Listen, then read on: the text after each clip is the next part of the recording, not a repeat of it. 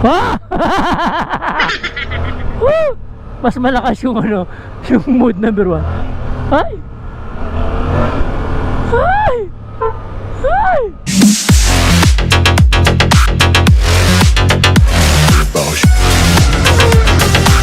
It's all about humanity.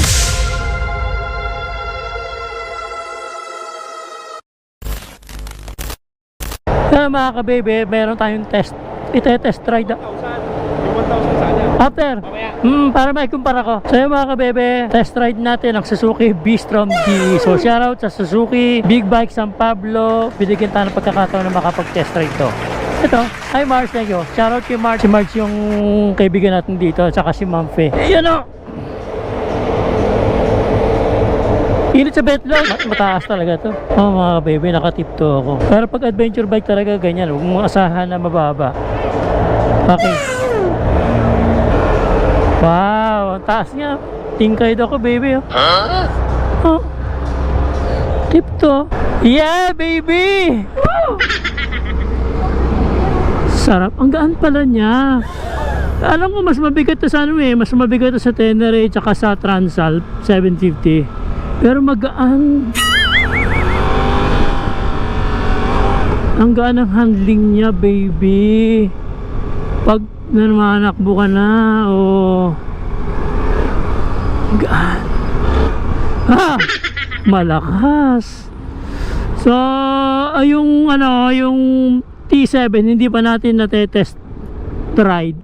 Hindi pa natin na-testing. Yung mid-size ng mga adventure bike, ito pa lang ating unang na-try. At saka meron pa pala yung ano, yung nung isang araw, di ko pala na-upload, yung 800 MT Explore na CF Moto. Medyo mas mababa yun dito. Ito matangkad oh. Mas mataas dito yung T7. So, yung ano, yung kanyang panel, nakaka-inlove yung panel, ganda oh. Napaka-clear, napakaganda ng kulay. Liwanag niya. Tapos yun oh, nandyan yung speedometer, tapos gear indicator yan oh. Ang laki oh, kita-kita.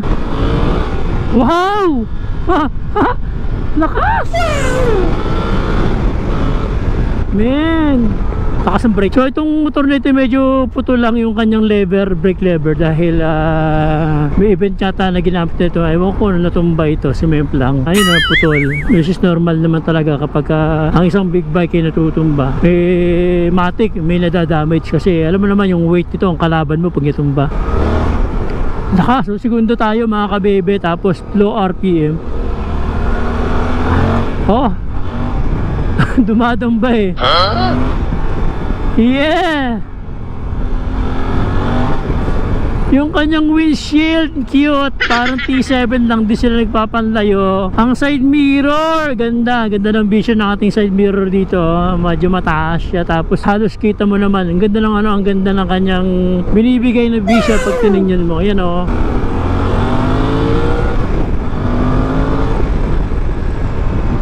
Nice! Mapapa-adventure ka talaga, baka bebe. Woo!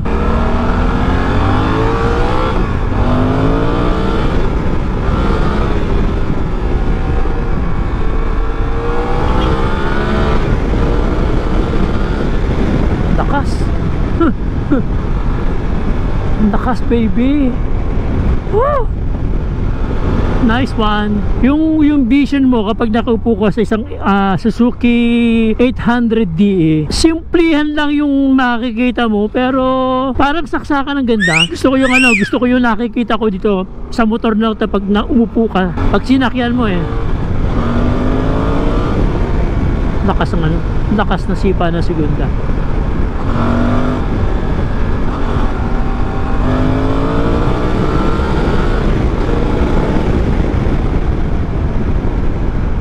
Nice.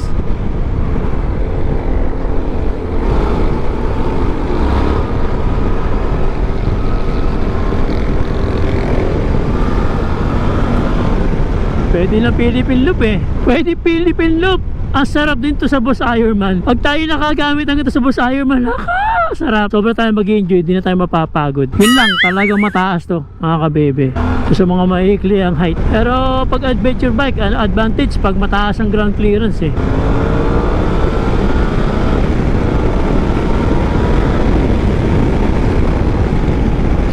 Yung ating first impression dito, unang salita na mabibitiwan mo pag nakagamit ka ng isang V-Strom 800DE, yung may mapapasabi ka ng ang lakas. Oo, ang lakas talaga niya. Naramdaman ko yung torque. Ano ko, parang mas mataas ang ano to eh. Mas torque ito compare mo sa T7. Yun natatandaan ko sa kanyang specs eh.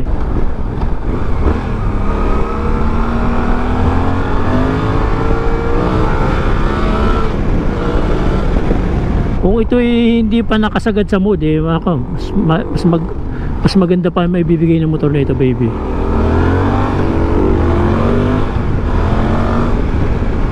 Sarap. Saan kaya tayo makakita ng maganda pang spot? Layo eh. Kailangan yung gasolina ko.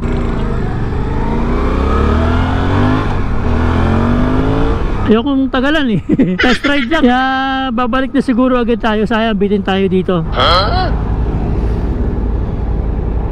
Ang isang V-Strom na 800cc DE yan, no? At kung titingnan mo yung kanyang engine, parang maliit lang sa anggulong ito, pero pag dumagilid ka na makita mo mahaba naman siya. Medyo medyo pumasok siyang paparoon. Ito lumabas ang konti, kaya akala mo maliit lang yung engine niya, pero hindi eh. Ang lakas niya. Kung hindi ako nagkakamali, 21 yung size ng ng kanyang front, tapos ito ay 17. Ang gaan gamitin. Tapos ang ganda ng kanyang grab bar sa likod. Ready na sa top back. Hindi ka na maghahanap ng aftermarket. Patibay ito. Yung kanyang sprocket. Yun yan, mukhang hindi nalalangisan. Pero laki rin, no? O, natumba nga ito. Mas gusto ko ang look nito, mga ka-baby. Pero akala mo may hawig sa GS eh. Naka-dual disc na rin pala kanyang front brake. Nice, ganda. Yung kanyang seat naman eh. Ay, how much more kung mas malapad siya, no? Mas malapad sa ibang rito. Siguro mas steep to tayo. Pero medyo makitid yung loob. Kaya kahit mataas, medyo carry mo pa siya. Swabe lang yung upuan. Hindi masyado malambot, hindi masyado matigas. So, din natin, try natin yung 1050. Mas malakas yun. Nice. Wow. Lakas, no? Responsive. Pag binira mo, responsive siya. Hindi siya yung bubuelo pa para kabigyan ng power. Ayos din tong ganda rin tong 800D. Ang ipupula mo lang sa motor nito, compare mo sa T7, presyo mas mataas. Pero di mo naman pwede kumpara ang presyo kasi mas maraming technology ito eh. Mas magandang traction ito eh. Ilan din ang modes nito kumpara mo sa ibang katunggali niya na wala masyadong technology. Halangan naman kasi si kuya eh. Akala mo papasok ko sa kanto eh. Third gear oh.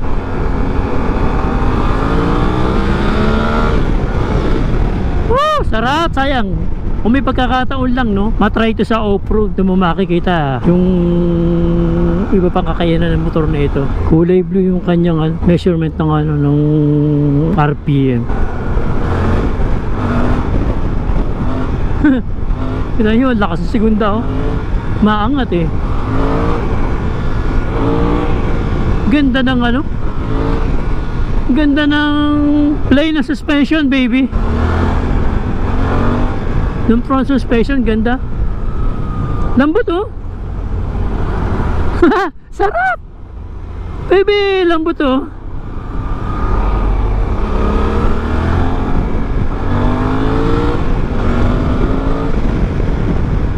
Nice. Sarap gamitin. Naku naman, inabot naman tayo ng ganito katagal ng oras din eh. So, ano tatakbo nito ay 10,543. Bah, ulay-ulay na rin tinakbo nito. Magkano kaya ito pag bibebenta ni Suzuki? Normally, yung mga kasa na nagbebenta ng mga ginamit nilang motor sa mga test ride, yung ginamit sa ilang mga opisyalis nila na pinaka-service, pag binenta nila mas mura eh. So, modes. Yan o. Ano natin yung modes? Off. 1 2, 3. Ano kaya yun, G? Off, ang traction. Pwede mo siya off. Pagka in-off-road mo, pwede mo siya yung off.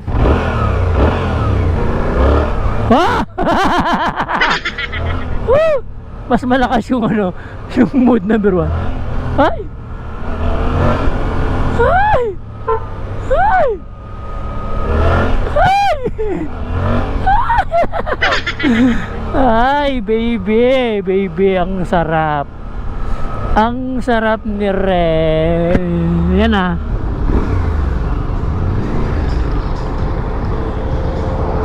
Nice experience.